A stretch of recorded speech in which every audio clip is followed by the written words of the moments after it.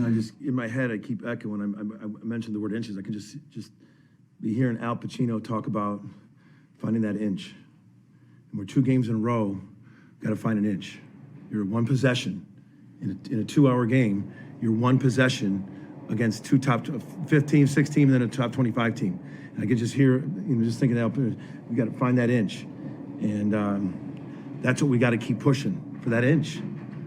We got to keep pushing. And I thought the first half was a tale of 2 stories. It was the stories of one group defended as poor as a team that I've seen defend. And then we made some subs and we had some energy. And then we flipped it, went on a 20-0 run. Got the ball out, the ball was moving. And I thought they showed tremendous resiliency being down 17 to fight. So I loved the fight in our group. Missed a ball screen coverage with 50 seconds left when Lipsy got to the rim. It was supposed to be a switch. Our guard didn't switch, and Lipsy went downhill. Look at it. So that was, I thought Jalen Hill was an absolute warrior. I thought Bijan gave us a great lift. CJ gave us a great lift. I told CJ before the game, I go, be ready. You had your best 2 practices of the year these last 2 days. I thought CJ gave us a great lift.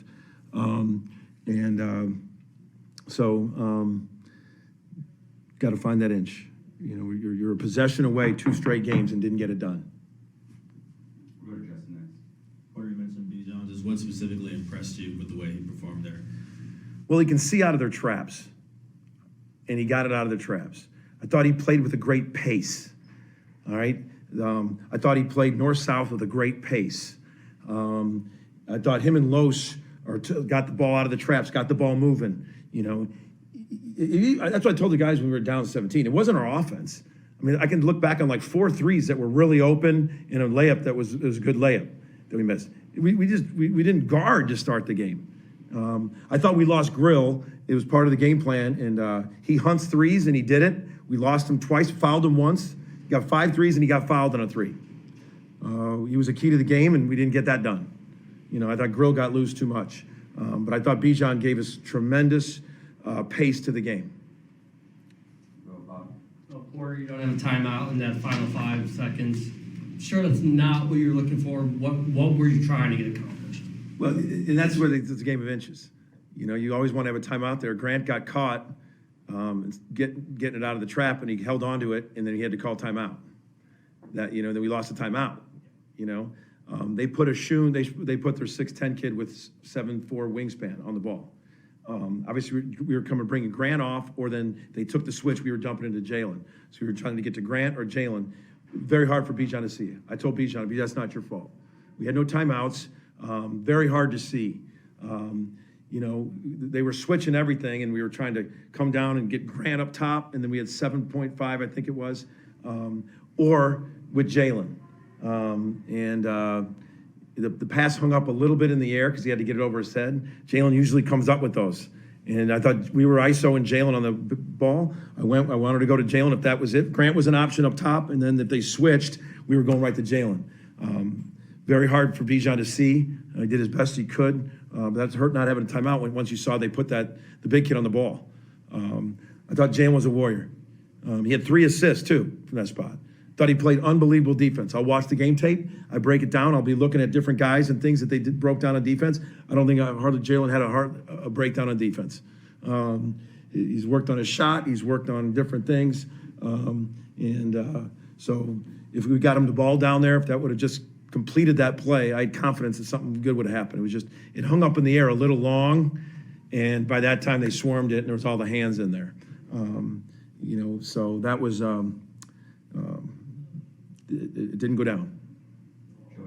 It looked like Iowa State was kind of running a guy along the baseline, almost trapping you at times, kind of leaving off your corner guy.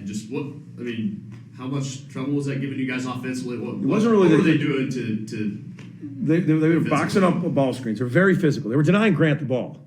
All right, and he's earned that. That's what happens. We were trying to deny Grill. You got to work, and. But they were boxing up, taking a shoe, and they were boxing up ball screens at one point. We were getting it out, and then they were switching. It wasn't really that they were coming off the corners.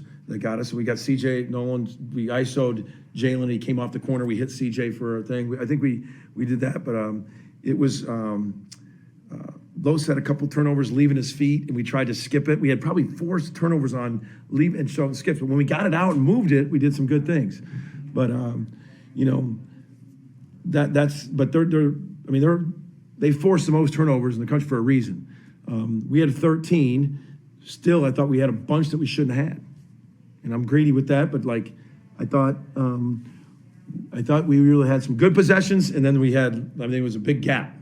I mean, we shot 50% again. I think we shot 50% for the team. Is that what we did? What did we do for the game?